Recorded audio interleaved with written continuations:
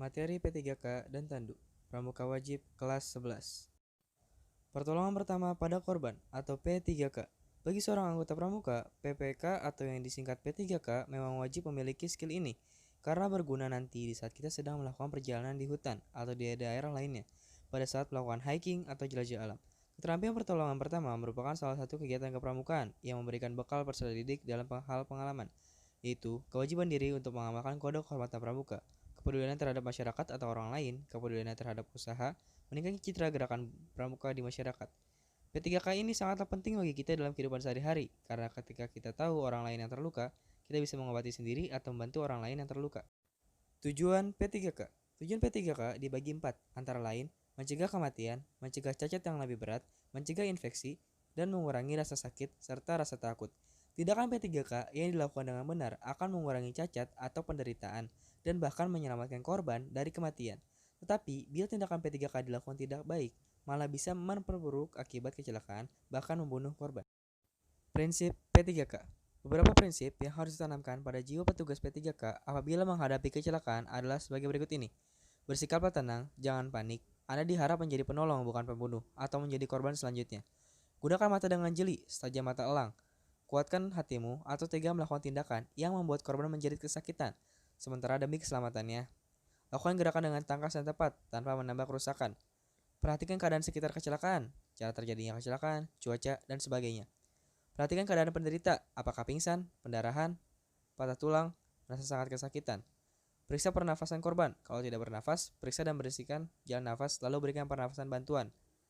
Periksa nadi atau denyut jantung korban. Kalau jantung berhenti, lakukan pijat jantung luar. Kalau ada pendarahan, masif segera hentikan.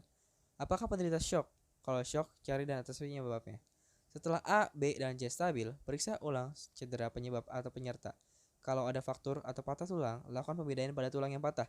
Jangan buru-buru memindai atau membawa klinik atau rumah sakit sebelum tulang yang patah dibidai. Sementara memberikan pertolongan, Anda juga harus menghubungi petugas medis atau rumah sakit rujukan. Pertolongan pertama. Pertolongan pertama untuk pasien yang berhenti bernafas. Kalau seseorang tiba-tiba nafasnya berhenti, apapun latar belakangnya, harus segera dilakukan nafas buatan. Cara yang paling praktis dan efisien untuk menyelamatkan nyawa orang tersebut adalah dengan jalan meniupkan nafas ke paru-paru korban. Langkah-langkah pertolongan dengan nafas buatan dari mulut ke mulut atau hidung sebagai berikut. Kepala korban diletakkan dengan posisi dagu menengah ke atas. Rahang ditarik sampai mulut terbuka. Penolong membuka mulut lebar-lebar dan ditempelkan ke mulut korban rapat-rapat, dan pencet hidung atau tutup hidung korban dengan pipi, atau dapat juga dengan jalan tutup mulut korban rapat-rapat. Selanjutnya, penolong menempelkan mulutnya ke hidung korban dan meniupnya.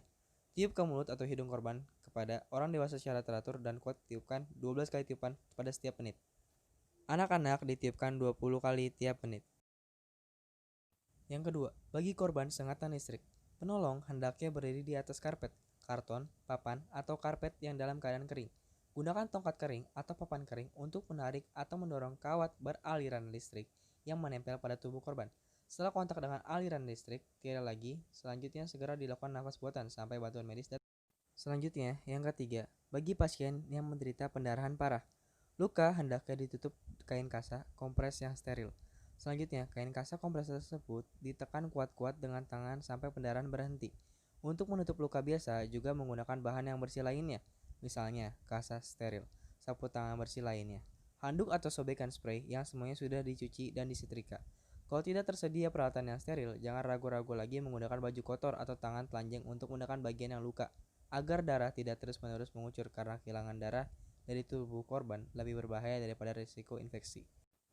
Luka yang sudah berdarah tidak boleh dibersihkan karena pendarahan akan membersihkan luka itu sendiri. Yang boleh dibersihkan adalah kulit di sekitar luka dengan air sabun atau air ledeng biasa atau air yang sudah dimasak. Selanjutnya, yang keempat, luka gigitan anjing gila. Anjing gila bergerak tanpa tujuan dan tanpa arah sehingga sering menabrak dan menggigit sesuatu yang menghalanginya. Tidak mengenal tuannya lagi, badan sedikit membungkuk dan ekor jatuh, lidah menjulur dan mengeluarkan lendir dan takut air. Penyakit anjing gila ini disebabkan virus rabies dan penularannya ke anjing atau makhluk lain, termasuk manusia, adalah lewat ludah yang mengandung virus rabies. Masuk ke dalam darah lewat luka gigitan dan dilakukan tindakan P3K sebagai berikut. Bersihkan luka dengan air dan sabun di bawah keran yang mengalir deras. Virus akan larut pada sabun dan dibuang oleh air yang mengalir. Tutup luka dengan kain kasa steril dan balut. Lalu, bawa segera ke rumah sakit. Upayakan menangkap dan mengamati anjing tersebut selama 2 minggu agar tidak terjadi hal yang tidak diinginkan seperti ini lagi. Materi pramuka tentang tandu. Tandu ialah sebuah alat yang dibuat untuk mengevakuasi korban dari tempat kejadian ke tempat yang lebih aman atau rujukan. Manfaat tandu yaitu memudahkan penolong untuk mengevakuasi korban, memberi rasa nyaman pada korban saat evakuasi berlangsung, dan lain-lain.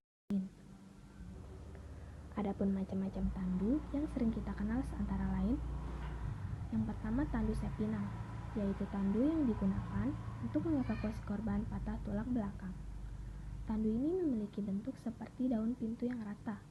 Dikarenakan tulang yang patah tersebut adalah bagian belakang, maka tandu harus berbentuk rata. Tujuannya agar tulang belakang yang patah tetap pada posisi yang benar, mencegah terjadinya kematian, dan dapat memberi rasa nyaman terhadap pasien. Yang kedua, tandu sorong. Adapun tandu ini sering kita jumpai di rumah sakit, puskesmas, maupun di dalam ambulans. Tandu sorong ini jarang kita jumpai pada saat di lapangan, karena adanya roda yang memerlukan jalan atau lintasan yang bagus. Tandu sorong ini adalah tandu yang sangat megah. Dikatakan megah karena tandu ini terbuat dari bahan busa yang beralaskan kain, yang membuat pasien merasa lebih nyaman. Yang ketiga ada tandu lipat. Dikatakan tandu lipat karena tandu ini memiliki sifat yang sangat praktis. Kepraktisannya ini terdapat pada kemudahan tandu untuk dapat dilipat sehingga tandu mudah dibawa. Tandu ini dibuat dengan memakai alat atau bahan dari besi dan kain. Tandu ini sering digunakan untuk mengevakuasi korban pada saat permainan bola. Dikarenakan tandu ini memiliki sifat yang sangat praktis, maka tandu ini dapat digunakan di mana saja. Yang keempat atau yang terakhir, tandu darurat. Tandu darurat yaitu tandu yang sering sekali digunakan ketika dalam keadaan darurat atau mendesak yang di luar dari perkiraan atau kemampuan manusia. Misalnya, lupa atau lintasan yang tidak memungkinkan untuk membawa tandu yang sudah ada. Tandu darurat ini sering digunakan ketika dalam keadaan darurat, misalnya ketika di dalam hutan atau lembah yang dimana dalam keadaan itu tidak mungkin untuk membawa tandu yang sudah ada atau sudah jadi. Maka, dalam keadaan itulah tandu darurat ini dipakai. Adapun pengertian tandu darurat itu sendiri adalah sebagai alat transportasi darurat yang dibuat dengan menggunakan alat atau bahan yang seadanya. Hal-hal yang diperlukan dalam pembuatan tandu darurat yaitu bambu atau kayu, tali, nitela, dan pembalut gulung.